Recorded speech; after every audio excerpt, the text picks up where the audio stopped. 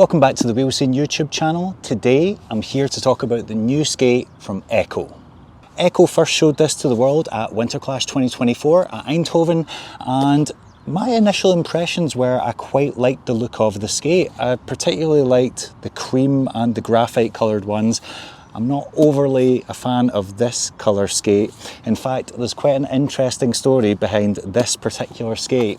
If you've watched the local skates video with Jake Ely, this is the exact skate that Jake was holding and talking about.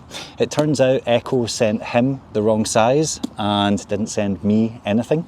So Jake very kindly forwarded these on to me. So thanks, Jake. Anyway, I digress.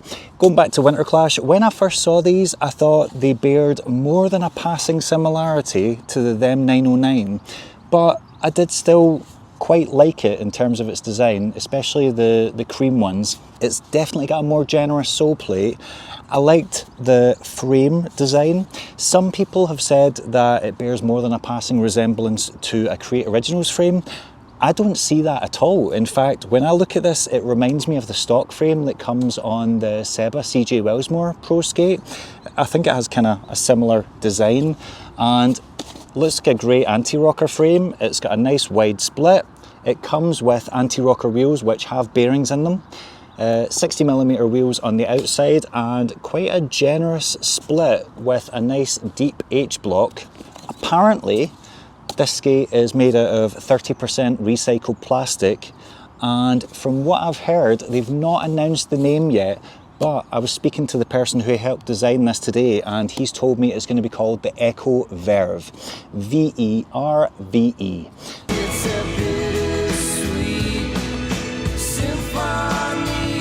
So there you go. Exclusive on the YouTube channel. If you saw the skate at Winterclash, you will have seen it was a lot shinier in texture, and that's because that was a sample. This is the finished model, or at least a sample of the finished model, which has a much matter look, although there is no getting away from the fact that this is green. It is very, very green. God, it's green. Although there is a simple solution to this. There we go. Now that it's all in grey, much better, yeah?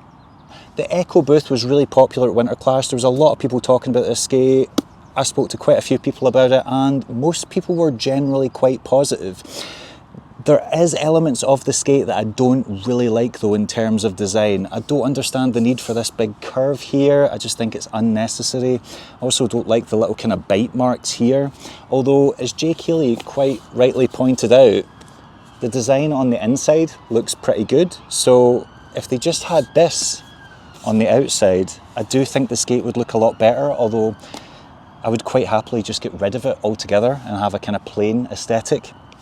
The look down has a kind of similar look to the Them 909 in that it's got that kind of lacing area with cutouts that means when you pull it, it really draws into the foot.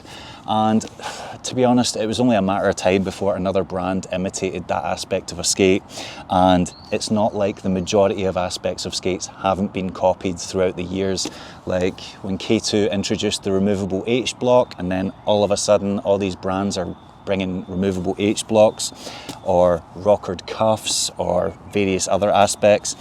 It's kind of impossible to come up with something truly original that hasn't borrowed from other aspects of other skates, and this is just another example. Another thing that I don't really like that much is the curve on the backslide plate on the sole plate. I just think it's unnecessary and think it would look better if it was a straight line. I spoke to the designer, and apparently that is inspired by the USD carbon backslide plate, which, I mean, if that's what you're into, fair enough, but it wouldn't be my design choice. Although it's undeniable that this has a lot of similarities to the Them Skates 909, it does have various features that actually set it apart. And one is they've got a really interesting rockerable cuff. Now, I know that other skates have rockerable cuffs, but this one just looks a lot sturdier on the inside. I don't know if you can see that. And it actually has 3 settings, so you can rocker it low, middle or high, and you can do that on both sides, or you can alternate if you want to offer more support on either side. And it also comes with, I would argue, a better bridge hardware. It comes with this X shape that means it's just a lot less faffy to put in rather than having the two single ones, and I think that's a pretty winning idea. One of my biggest complaints about them skates is their hardware. I do think it falls short, and this definitely seems like an improvement. I also really like the buckle protector. Now, I'm a bit obsessive with these because I break buckles all the time, and this has got a huge one that comes right out over the buckle, and I genuinely think that's going to make it quite difficult to break. So I'm very excited about that because I'm an absolute nerd and I'm not sorry. Moving on to the frame, interesting colour. I imagine quite a few people are going to like these, take it, put it on custom setups. As I said, comes with 60mm wheels on the outside, and don't know what size the anti-rockers are on the inside, but they roll. I know they come with bearings fitted. As far as anti-rocker frames go, I would say it's relatively good. I can't really see there being any issues with it. It's got nice thick frame walls, and an interesting feature about the sole plate, in addition to being quite generous and squared off, it also has a mini taper, which I think is quite good.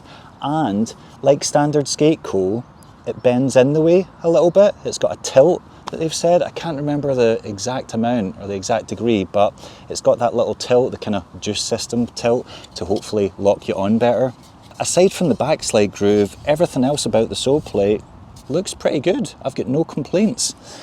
The big question is though, how does it fit? Let's take a first test as Dougal watches on dutifully. Oh, okay. So I got the size 9.5, which is a shared shell size. I know that it's a 9/10, and I would say it's very generous. It feels nice and wide, but it also feels like it's got a lot of space at the toe room. So liner also feels relatively comfortable, no complaints about that.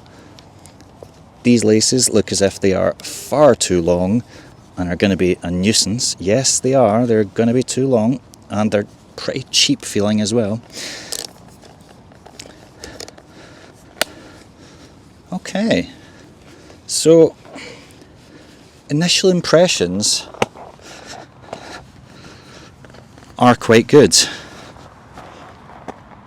I mean, aside from the colour is undeniably horrendous, but there's definitely wiggle room. It's nice and wide. The look down isn't too offensive. It's not the best, but also not the worst. And it's definitely got a generous toe box. To be honest, I keep making comparisons to the them 909, and a lot of people are, and Echo are just going to have to deal with that. It feels like a them skates 909 with a more generous toe box and a wider sole plate.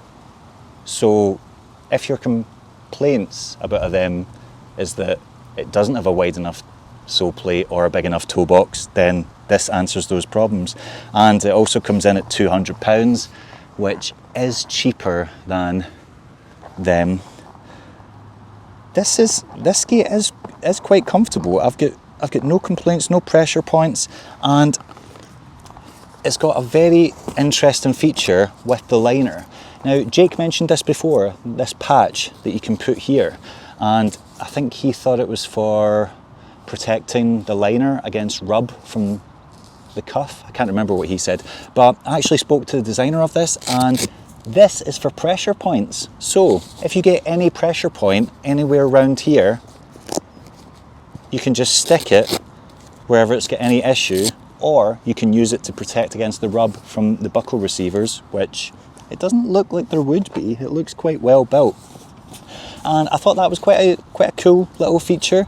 Again, it's pretty obvious that they've taken inspiration from the MyFit Second Skin liner with this, and it does feel quite good quality. It doesn't feel that cheap, although that's utterly pointless. That's so soft, it's unreal. But the other aspects of it, I would probably take that off as well. I probably wouldn't use that, but I really like this. I think this is a bit of a winner, and even if you don't use it on this, I wonder if it's possible to just steal that and put it on other liners to protect that. But it's, as a skate, it's got some kind of, it definitely borrows from other skates, but it's also got some unique features of its own, some positive, some negative.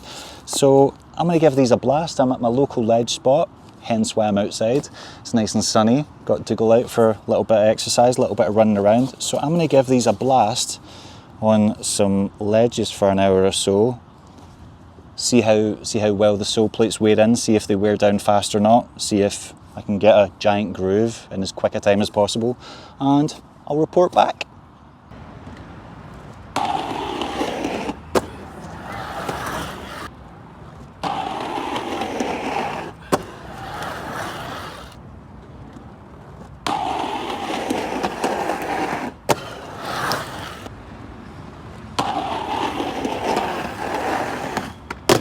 Sticky as fuck.